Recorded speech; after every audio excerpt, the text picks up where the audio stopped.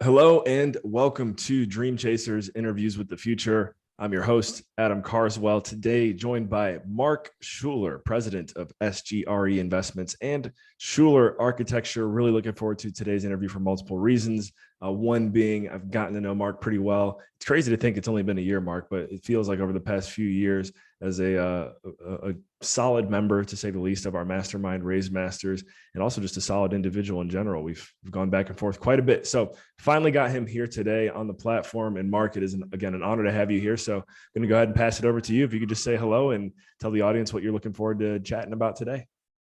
Yeah, hi, my name is Mark Shuler, and as Adam said, I'm president of SGR Investments, which is my private equity firm, and then I'm a practicing architect as well, have been for 40 years. I've done probably 600 projects over that period of time, all in housing, the majority in housing, and still actively practice, although I'm trying to taper off and just focus on real estate full time now. So 40, wasn't even real that 40 years of architecture. And I got to throw this out there too. So my wife and I recently made the announcement our firstborn is due in October, which we're looking forward to. And Mark, you were kind enough to reach out and say congratulations. And, I've really been meditating a lot on what you shared with me, which is, you mentioned, as you get older, you begin to appreciate the just the joy that new life brings. And yeah. I really have been thinking about that, like for the past couple of weeks. I'm like, man, someone like Mark Shuler, who's been in architecture for 40 years, been around the block, is telling me just how special it is for children to enter into the world. So we do want to talk about real estate and all that good stuff here today, but I got to actually follow up with you on that one. If you could just elaborate, talking the joys of life, kind of what you meant by that. Yeah,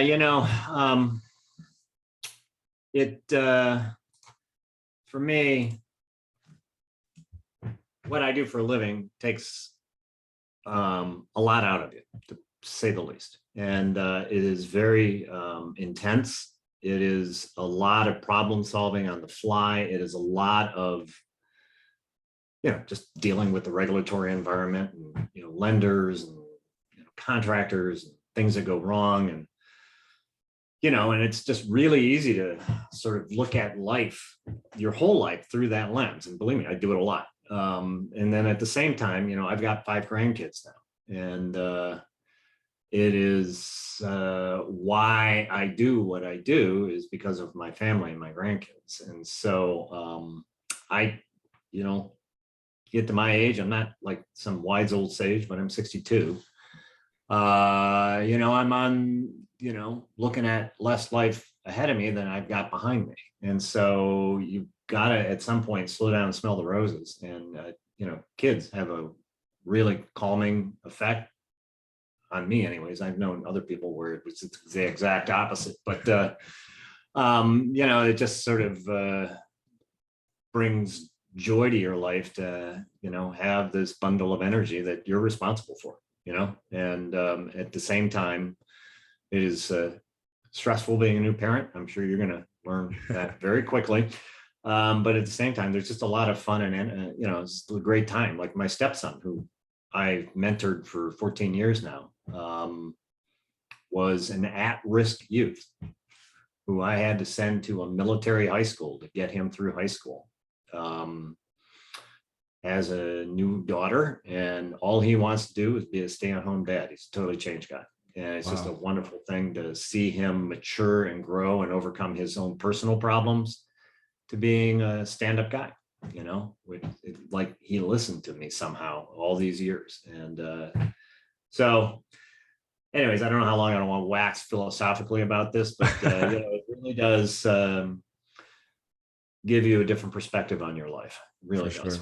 For sure. And, I think it is a really great way to begin this interview because in many ways it's the story that sells. And, I want everyone who's tuning in right now to know who the real Mark Shuler is before we start talking business. And I think that, your response right there is a great example for you as a leader, a father, a grandfather. That'll be me, hopefully. We'll see how things go one day as well. So really appreciate it. So to shift gears now and just kind of dive right into what we're working on right now, what you're working on. Before the call, you mentioned, putting out fires and whatnot, and being in the game for so long. I'm sure you've had more than your fair share of putting out fires, and it's really in the world of entrepreneurship, it's the part of entrepreneurship that I think people don't talk about because it's not the sexy part, but it's really what makes the sexy parts sound so sexy is when you master putting out these fires. So without going into too much detail, let's just talk about some of the fires you've had to deal with, how you've managed putting them out recently, and how that has helped you grow and scale the business. Yeah, before we dive into the fires, I mean, let's talk about the context of real estate. I mean, what people love to talk about and what everybody salivates around and why everybody gets into the business is you can make a lot of money doing this line of work. And it's, in my estimation, it's the ultimate form of entrepreneurialism. But what you see posted online and Facebook groups and on LinkedIn are all the wins and all the hopes and dreams that are sold to would-be entrepreneurs who want to get into the business. What nobody really looks at is for every win, there are 100 failures. And for every win, there is a lot of migraines you have to go through in order to get to the goal line. And that's the reality of the business. That's not what anybody wants to hear. But the ultimate, reality of real estate is it is a grind. It is a real grind. A lot of it is not very sexy. And a lot of it is just like going into dank little buildings and, evaluating them. I was just, before we got online here, someone reached out to me yesterday who's wanting to get in. He's a massage therapist wanting to get into the business. And he sent me a deal that he was looking at. And it was an old 1925 unreinforced masonry building in Tacoma, Washington, that has a 100-year-old elevator in it in the floodplain of Commencement Bay. And it's probably not on adequate foundations. And he's wondering, can I do a value add play on this? It's all one bedrooms and studios in a terrible part of town. There's no parking, so it's all street parking. I was like, you might want to practice your underwriting on this one, but as far as a value add play, I wouldn't do this. I mean, there's just no way. There's too many strikes against it.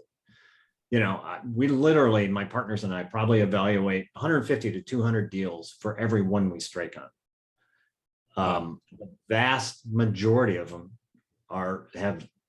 And I'm sure it wasn't for you. It wasn't always like that, right? When did you start realizing we need to do this amount of volume to find the quality we're looking for?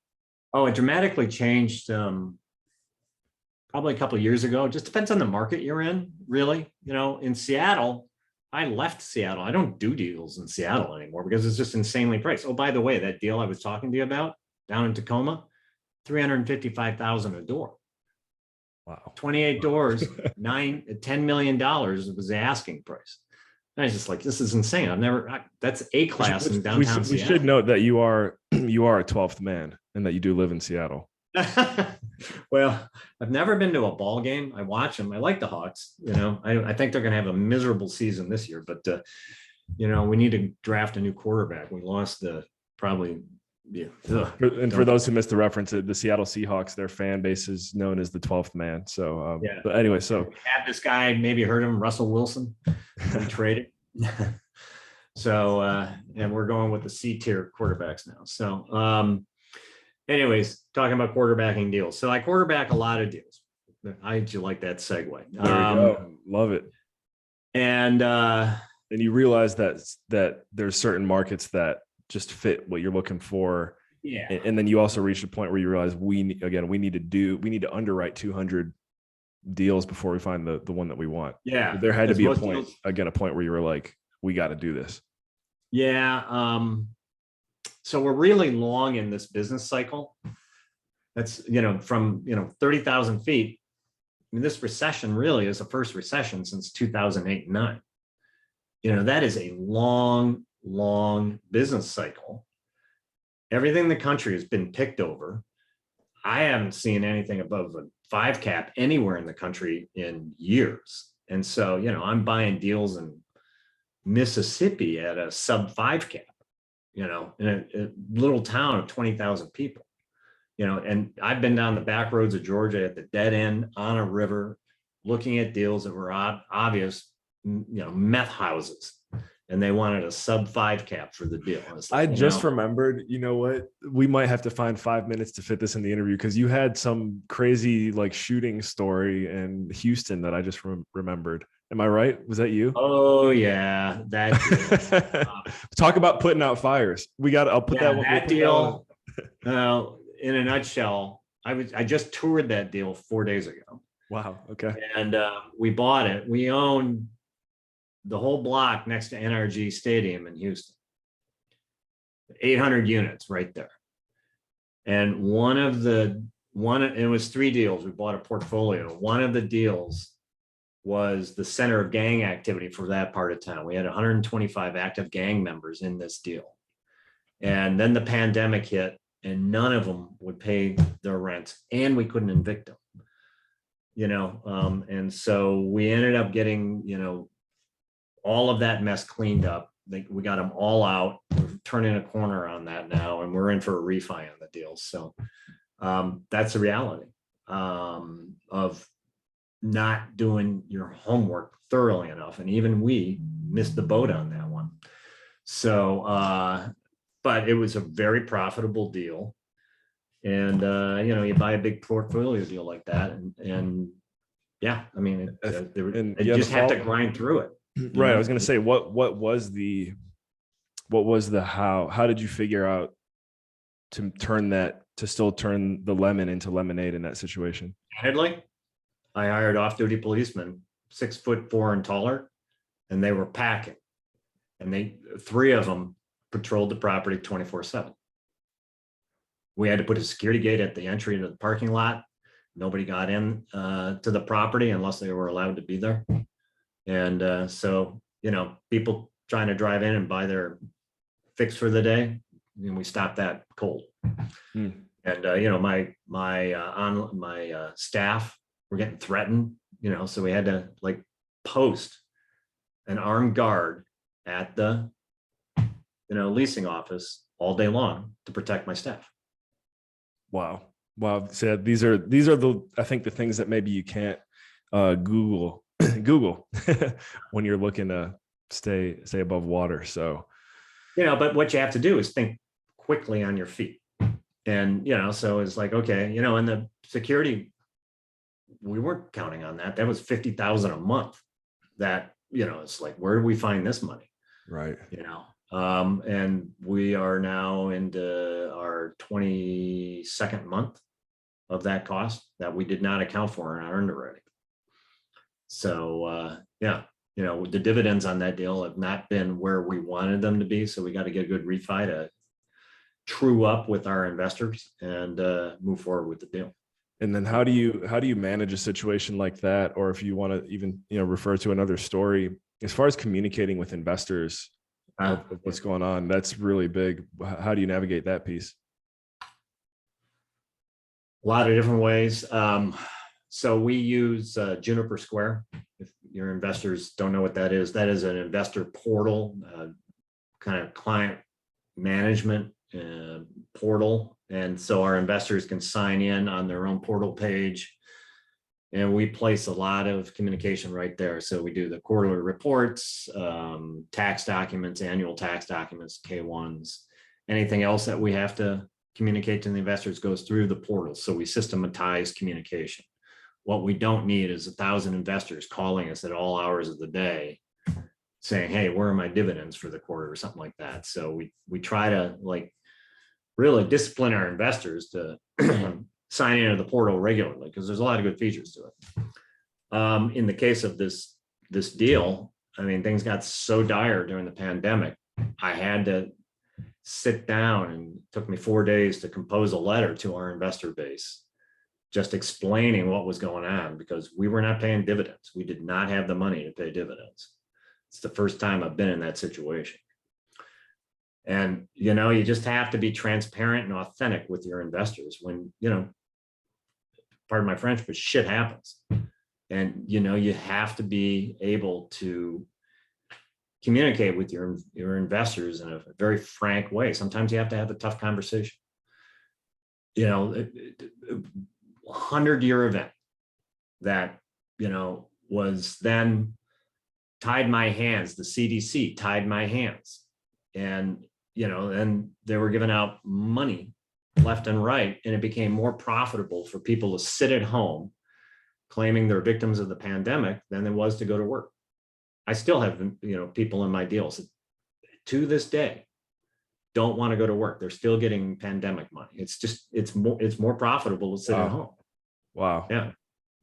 Yeah. I just evicted 4 or 5 people here. I own one building in Seattle, and I just had enough. Seattle opened up a small window. The first day I issued all eviction notices to all those tenants. It's like, get out of my deal. If you don't have a job now, sorry, but I can't keep supporting you. They owe me $60,000 on a little 40-unit deal. Yeah. Wow. So it's clear to me that from getting to know you and seeing your body of work and also how you handle these situations, you have very high standards in a good way. You pursue excellence. And I'm just thinking and putting myself in the shoes of someone who maybe is just getting started in this business and just doesn't quite have the backbone that Mark Shuler does to just get in there and as you would say, get shit done. What are your your pieces of advice, wisdom, recommendations to someone who hasn't really been banged up yet? First of all, not all deals go south. There are some that seem to work flawlessly for whatever reason. I think what, the couple of pieces of information I usually try to convey to people is like, look, if you're going to go into this business, it's a career path. And it takes a while to learn, years to learn how to do this business. I've been doing it 40 years and I learn something new every day. So where I'm at with the business is, the byproduct of just a lot of experience doing a lot of deals. I didn't really get into the big deals that I'm doing now until about 5 years ago. Prior to that, I was doing my biggest deal was like a 40 unit that we renovated. Before that, I had done a 30 unit where I added a unit. And then I had done a 14 unit on my own was my real first deal.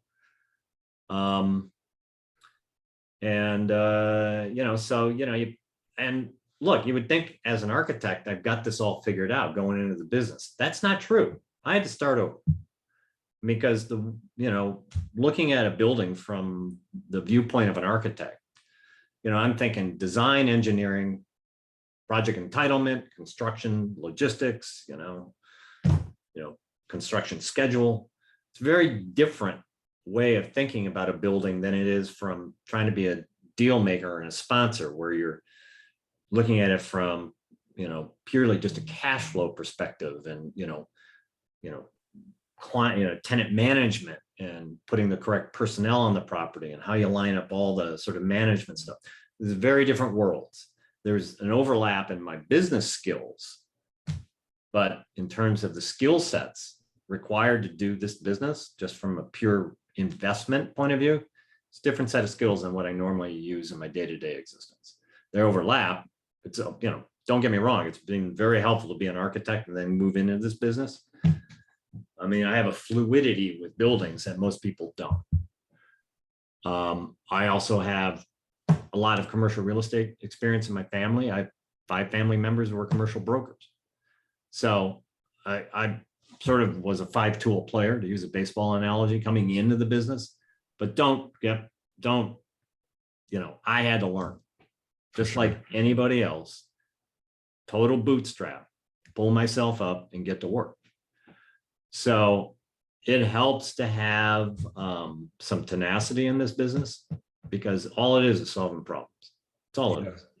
And, you mentioned something there that I've seen a trend, and I think especially since working with, some of our members and clients and Raise Masters, it's almost as though someone who does put in the work, put in the time, put in the effort, the consistency that you're referring to, there comes a point where if you stick with it long enough, you do begin to experience that hockey stick growth that you kind of just refer to, which is like, been doing this for 35 years, but the past 5 years have been Well, I mean, I don't know. I guess you could tell us, like, comparatively speaking, the past 5 years compared to the beginning, and then what, from your viewpoint, was the shifting point or breaking point aside from aggregating the experience?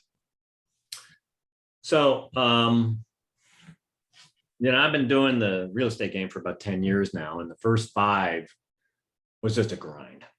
I mean, I was analyzing deals, I was looking for deals, I was talking to brokers. I felt like I was treading water or on a squirrel cage going nowhere. And then, I found my first deal. It was a little 30-unit deal, and I couldn't take it down myself. I didn't have the backbone or the experience to be able to do it all myself. I certainly didn't have the balance sheet for it. So I went out and I found some really good sponsors who had a lot of experience, brought them in on the deal, and we got that deal done. Totally renovated it. I'm the boots on the ground guy in the local area who absolutely knows. I was going to say, so yeah, what did you use as leverage for that? It was the boots on the ground piece. Well, and I also wrote $100,000 earnest money check. There we go. Yeah. So it was my deal. So, I had it under contract. So I invited them to participate, but they had to give me a huge slice of the deal. So, and that's a great way to get going in the business. What I always say is, if you don't have the skill sets to do a business, partner with somebody who does. And if both of you don't, go out and hire somebody. So it does take skills and it takes experience. And if you're going to do value add like I do, you got to know something about construction. Yeah. Really. Yeah.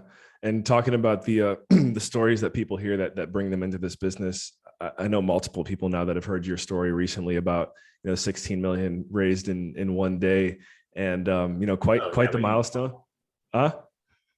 Yeah. See, I haven't even talked about that yet. We got we can transition a little bit now from the fires to the successes, but I'm sure even in that process there had to be a few fires. And what's really, I think, draws people into our group and hopefully this conversation is just how you were able to accomplish that. With how many phone calls did you do?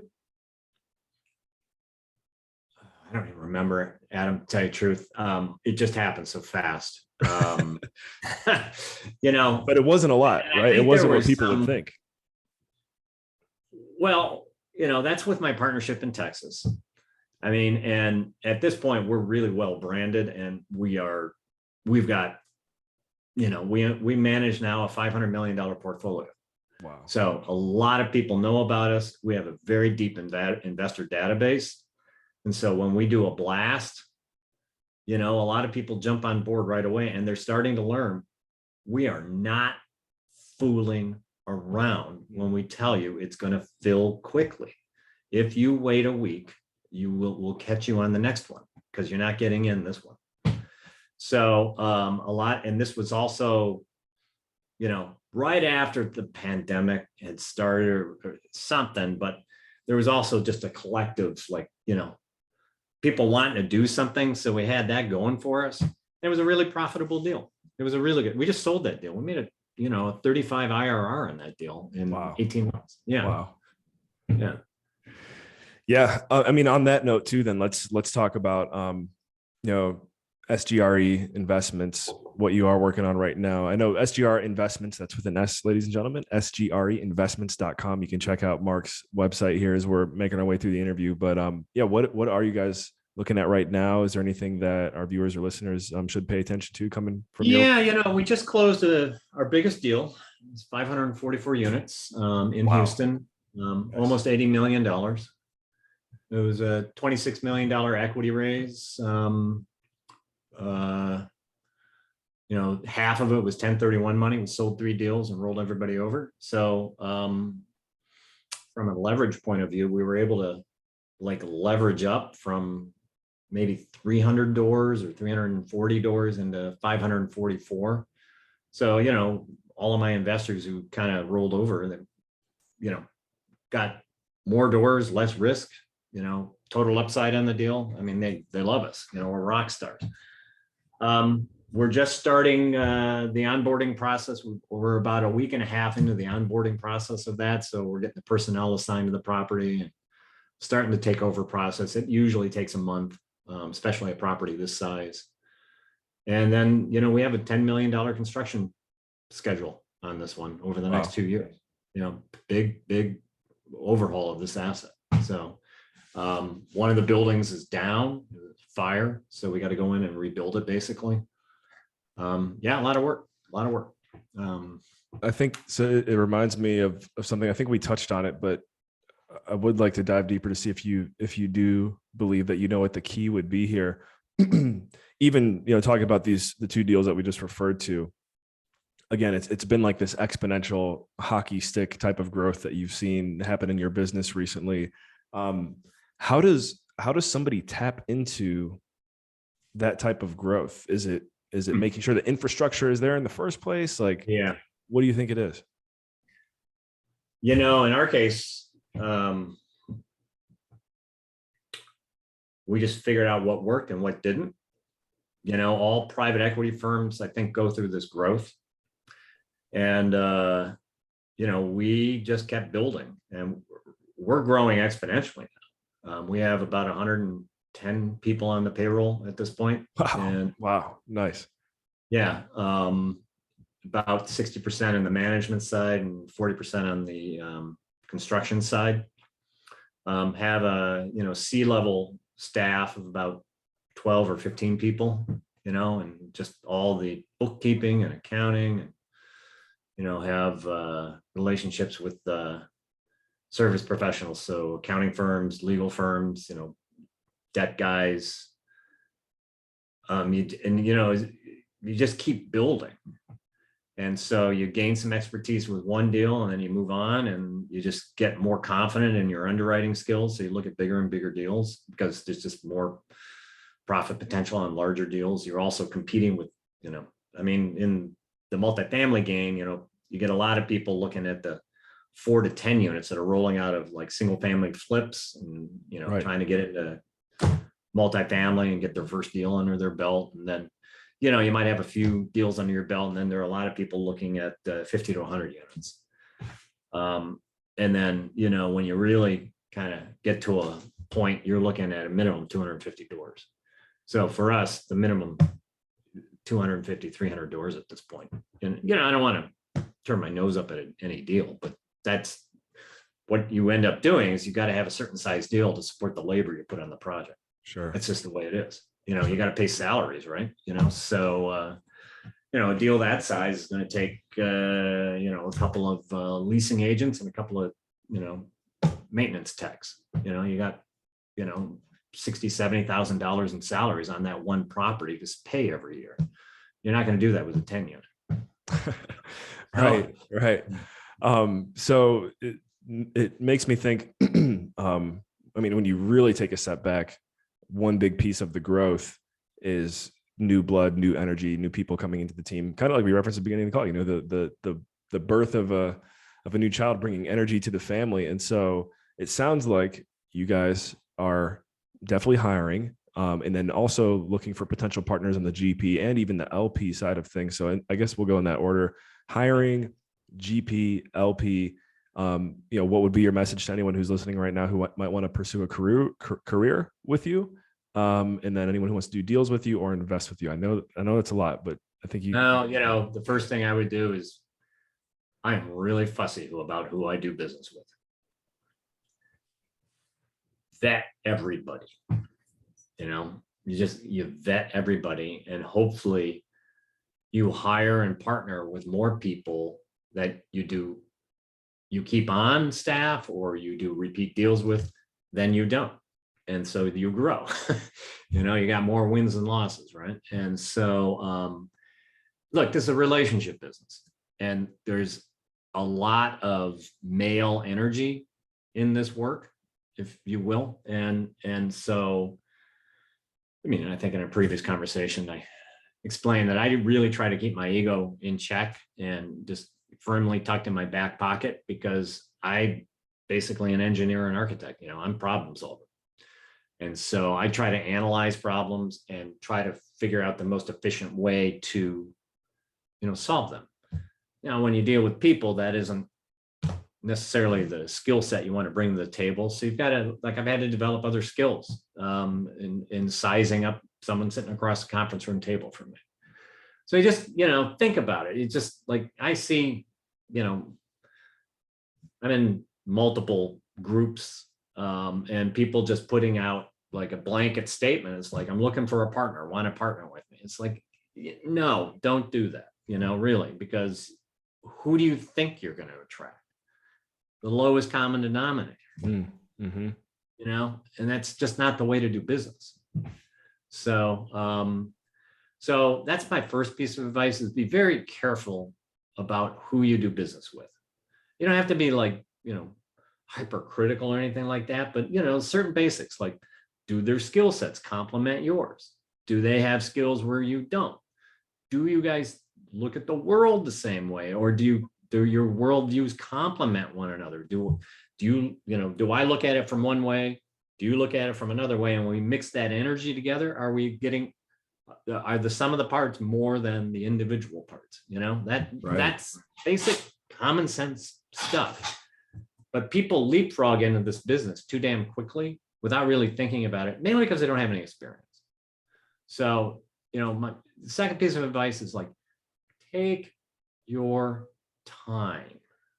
You don't have to move at 1,000,000 miles an hour and get it done all. You have to build. I'm going to go back to something I said earlier. This is a career path. You're not going to figure it all out overnight. This is some of the most complicated stuff you can do entrepreneurially.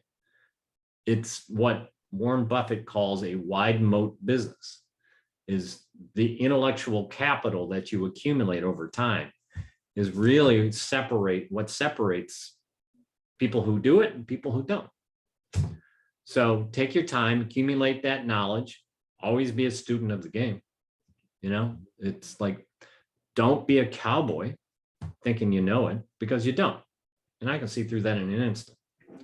So, and look, there's just too much risk out there for you to play games with this. So really just take your time and learn your craft.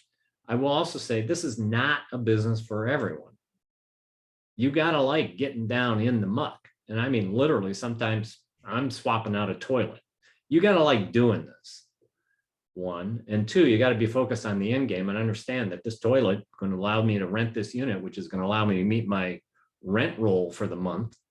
It's going to allow me to pay my investors dividends. So you got to be able to like grok all of this simultaneously. You got to like throwing down a wax ring and bolting down a toilet. If you don't like doing that, you're in the wrong line of work. Really. I now hire people to do that, but I've had to install more than one toilet. Have you by chance ever read Tim Grover's book Relentless? No, but I'm probably the prototype. You are. So I mean, and I highly recommend this book to anyone out there. This is from the person who was Michael Jordan's personal trainer, and he talks about the difference between Jordan and other players that he's worked with. And he's like, plain and simple, you have I think it's coolers, closers, and cleaners, and the people that are the Michael Jordans are the cleaners. And the reference there is the janitors, the first one in the building, last one out, scrubbing toilets, whatever it may be. And it sounds like Mark Shuler is a cleaner, ladies and gentlemen. So, yeah, highly recommend that book. And you very much are the prototype. One thing that I think we might have skimmed over here, and for anyone who's interested in reaching out potentially to Mark to work for him, now you have been, clearly warned in advance. You're not just walking through the door on your typical potential job opportunity here, right? You're working with a man who's very serious about his business. So for those who do want to pursue working, we'll just say for you, because I'm sure, you got a team of 110. So what would be your recommendation to them?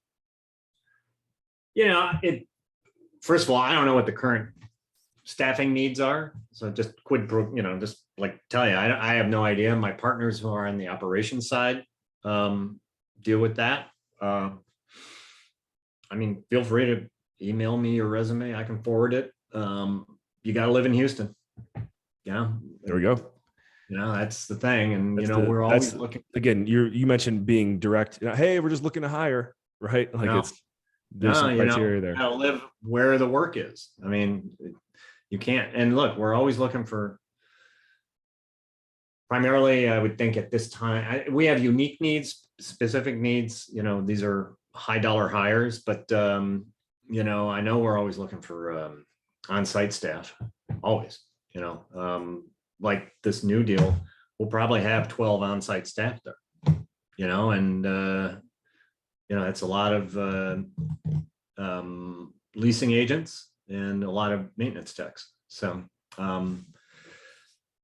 yeah, feel free to email me or reach out to me and, find out what the current needs are. I'm not on that side of the business, candidly. Guy like me with all my skill sets, you'd think I'd be out in the field a lot. I'm not. I am at this point dealing with investors primarily. Yep. Okay. And that leads me to the final question for today. So again, SGREinvestments.com, guys, you can go there and check Mark out.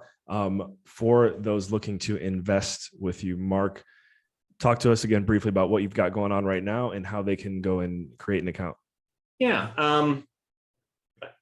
Best way to do it, I am very SEC compliant. So I like to go back to what I said. I vet people. And, 99% of the people who I talk to, I do like to talk to everybody and just have a conversation. I like to know kind of where you're coming from, what your expectations are for the investment opportunity, what your experience is with real estate and investing in general, whether you're accredited or sophisticated. I like to know all of that up front. And then, like I said, 99% of the people that get into my blast list. And when we have a new deal teed up, I just hit send. It goes out to 2,000 people. Folks who respond first get in the deal. Those who don't, maybe they get waitlisted and maybe they go on the next one. So, so feel free to reach out to me. I got time to talk to everybody. And, it's an interesting business. I never get tired of talking about it. I always like to hear somebody else's point of view. I learn something in every conversation. So, there's a little bit of, self-interest there, but there's that. The other thing you mentioned about Adam, and I wanted to touch on that as well, is that, for those in your audience who may or may not understand real estate deal structures, there are LP investors and then there are GP investors. GPs are the general partners. Those are the quarterbacks of the deal. And we're generally the capital raisers, the folks who write the checks. On my last deal, I wrote a $250,000 check for earnest money, hard day one.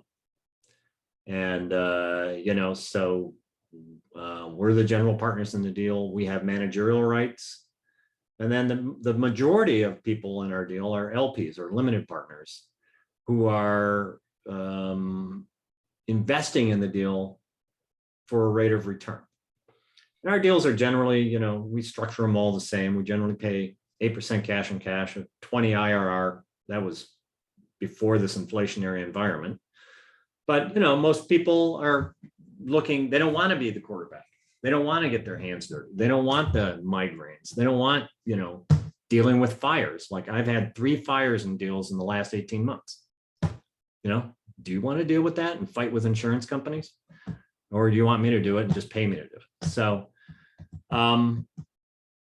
guess where I'm going with this is we're very fussy about who we allow to raise money on our deals. And you can't just call me and say, I'll raise money on your deal if you let me in. That's not going to happen.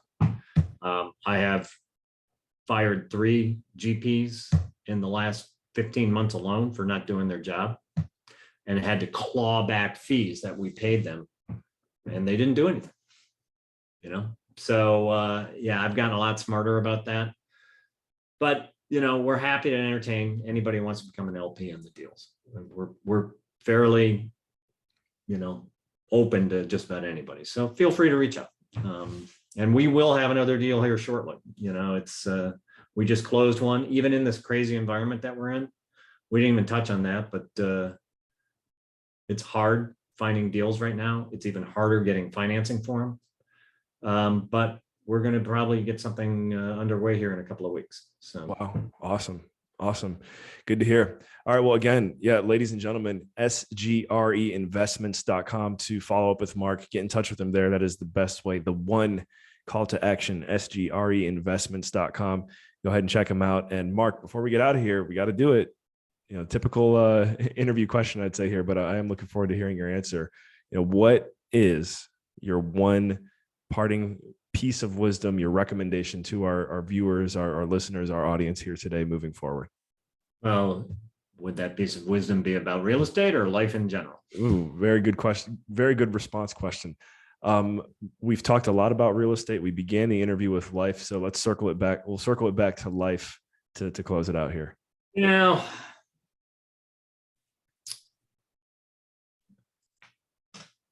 I'll try to tie them two together. If you're going to do real estate, you need to honestly assess who you are and what you want out of the endeavor. To use your Jordan analogy, there are folks who are closers. You need to be really tenacious in this line of work.